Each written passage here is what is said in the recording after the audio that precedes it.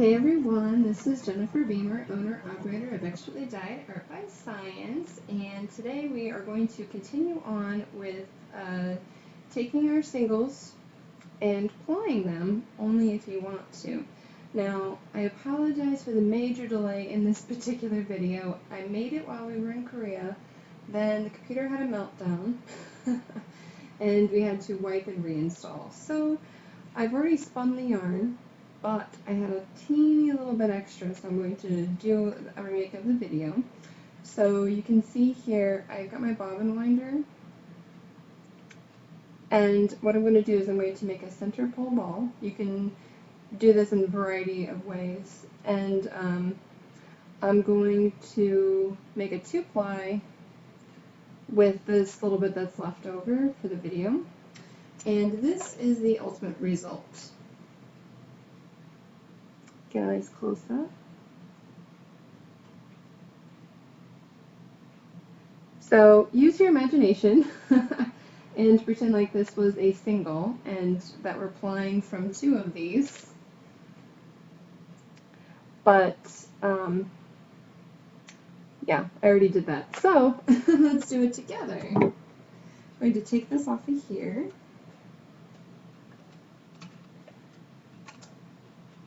Make sure that your wheel is already set up. And how I make sure that I have the right tension is I take my leader here and I just kind of rock it back and forth.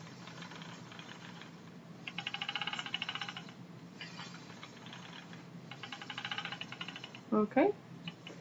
Now that I know that it has the right amount of tension, you can make any small adjustments you want. As you get into your flying, you'll probably have to make further adjustments. So I'm just going to take my 2 ends here, like that, and I got my little leader loop. I'm going to push this through, and I'm going to tighten an overhand knot. Okay.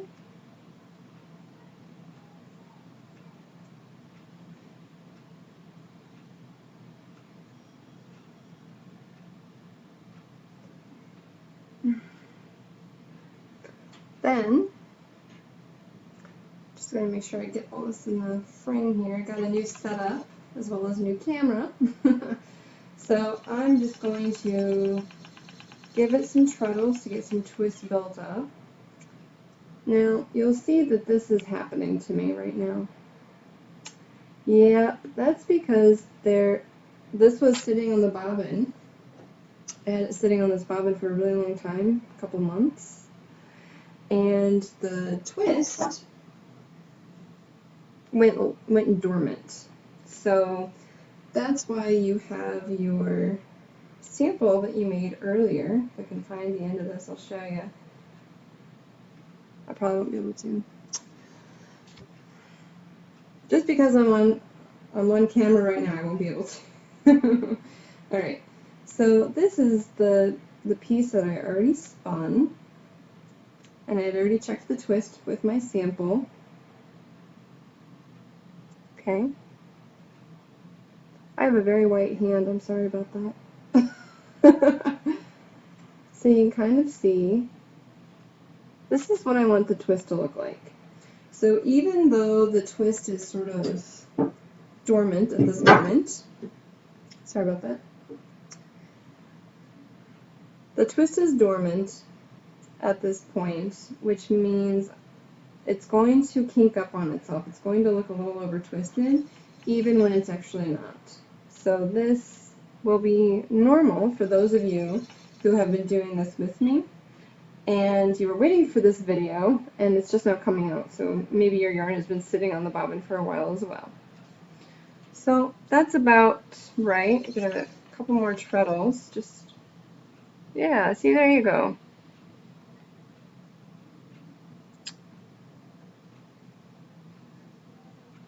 Let's see here. There we go.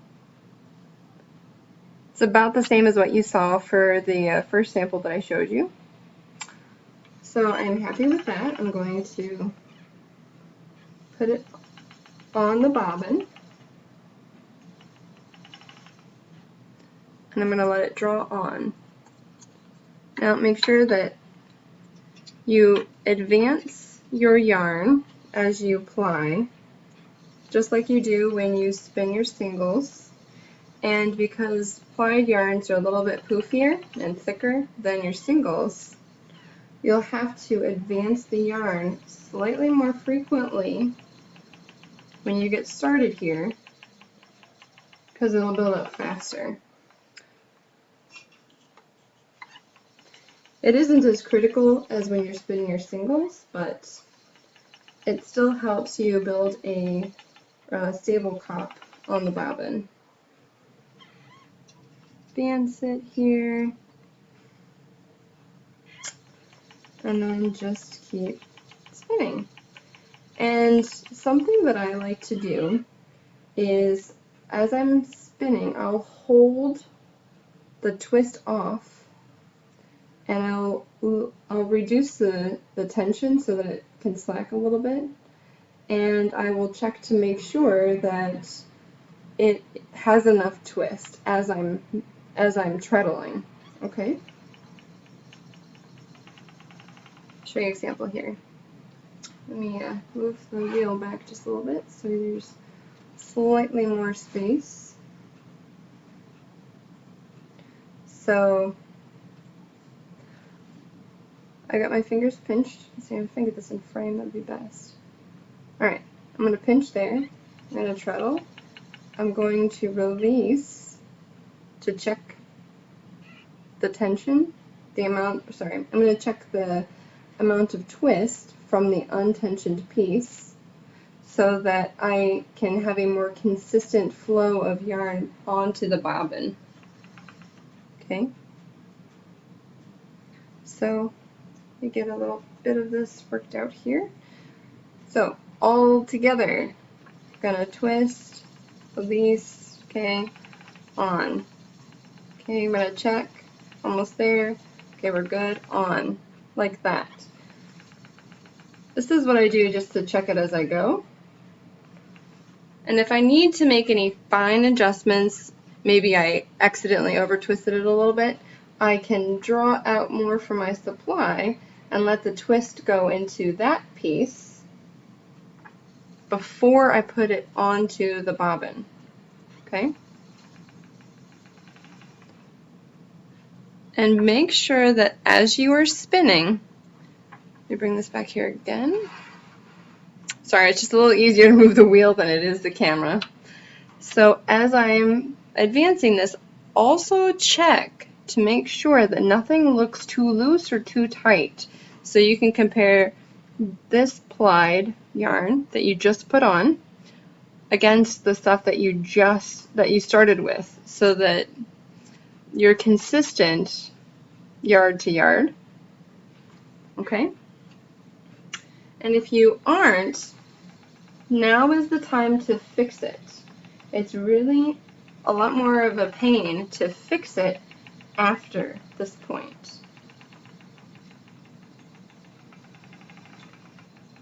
Okay?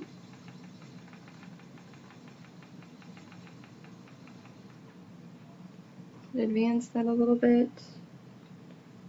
I got a little extra twist, so I have to draft it out a little bit. Oops. It helps to stop the petals in the appropriate direction.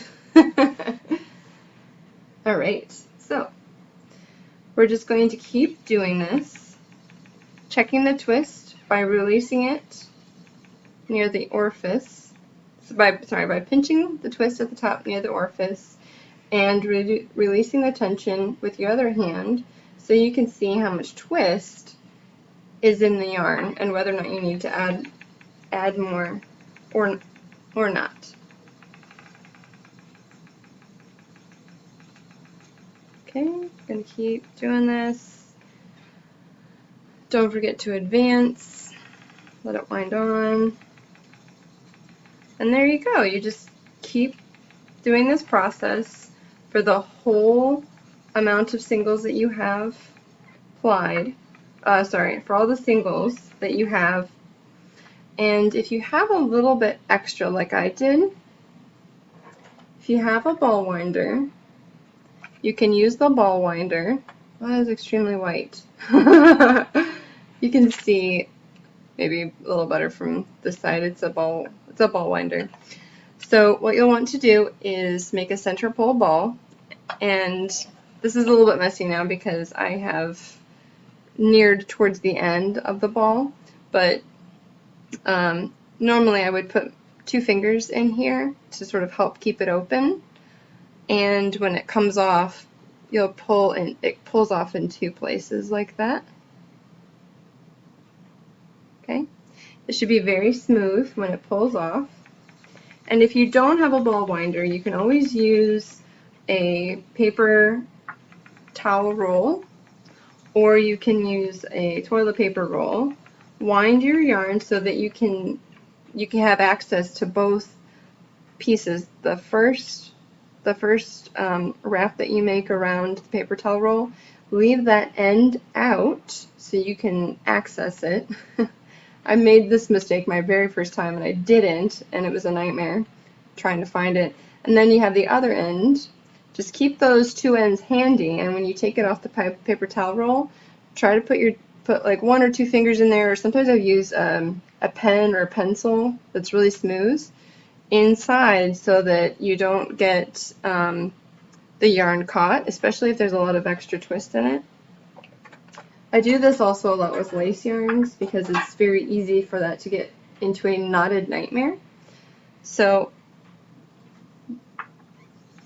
just be careful when you are taking it off, and when you have to set it down for any reason, put something inside so that it stays open. Now, you can kind of see that I'm pinching this here with these 2 fingers. And the reason why is because I'm trying to make sure that when the yarn is plied, that it's an even ply. There's tension on both strands, and that tension is equal. If it isn't equal, you can do some really cool art yarns where one sort of plies around the other and it looks like a big fluffy coiled novelty yarn. But if you don't want that, you're going to want to put an even amount of tension on both.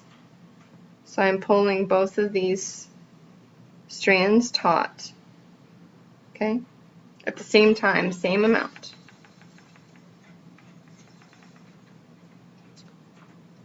Making sure I advance, and I'm probably going to actually get enough yardage out of this little extra to make a swatch. Check. All right. Maybe. We'll see. All right. So that was the end, and when I get to the end, I have this little loop here. All right. Got to do something about the focus. There we go. You can see that little loop at the end. What I like to do is just put it in an overhand knot. That way when I'm digging around for the end, because sometimes what I'll do is I'll wrap this on the bobbin and it'll stay there for a little while until I can get back to it, and I can really feel this knot in the yarn. So I'll show you what I'm talking about. So if you're going to leave this for a little while to sit on the bobbins, something that you can do is, let me readjust this a little bit so you can see a little bit more of it. Okay, so you see the yarn coming off here? What I do is I kind of hand crank this piece onto the bobbin, and I try to keep some tension, right, as I'm doing it. And then I get, you know how there's these hooks here? Well, there's going to be ridges in the middle. There's going to be a ridge and then a valley between the ridges, here and here. So I'm going to just tuck this end in one of those little valleys, like so. Okay? so that it sticks out just a teensy bit right there so I can see it. But otherwise, if I didn't do this, this end will lose the twist that I just put in it. And then I'll be back with the next video to show you how to take it off the bobbin and do the niddy-noddy. And if you don't have a niddy-noddy, I will grab a chair. So this made 2 skeins and a little teeny extra. So for one video, I will do the niddy-noddy for the whole thing with this and show you how to do the figure-8 ties from this yarn. Don't need any little scrap pieces. I'll show you how to make a skein of yarn without needing any scraps. And then I will grab a chair from the kitchen and I will show you how to wrap this around and do the figure-8 ties on a chair like that. And I'll talk about some tips to be aware of with that as well. And so yeah, thank you for watching this video, and again I apologize that it took so long to get back with the videos. I had anticipated having a whole bunch of videos that I could make them go live, and things happened. So I appreciate you guys for understanding that life happens. Anyway, since I'm back in the United States, my Etsy store is going to be totally ramped up. I have some drop spindles. I'm going to have some new bats. Here's a little preview. This one I just made about 2 hours ago. I haven't even taken pictures of it yet, so this is an awesome little preview for you guys. There's lots of great colors, new bats. I'm even going to have drop spindles again. So for those of you who are interested in getting started, I'll have a little kit put together for that. And I've got a really, really big table down where my work stuff is, so I'll be able to do all kinds of bat tutorials and maybe even some stuff with felting. And I know there's a lot of ands. Because of my new laptop, I can take it wherever I want and do videos, which means absolutely there will be dyeing videos coming soon. So if you want to follow along and see what's going on, the best place to go for updates is Facebook, which I will provide in the link below. You can also follow me on Twitter, and I have an Instagram account. You can get some cool little updates there. Also, I have a blog, which I will be posting to again regularly, and hopefully some new patterns will be posted to the blog. I'd say in the next 2 months I'll have something available, free of course. And yeah, so if you like this video, please give me a thumbs up and subscribe if you haven't. And as always, thank you so much for watching. Bye!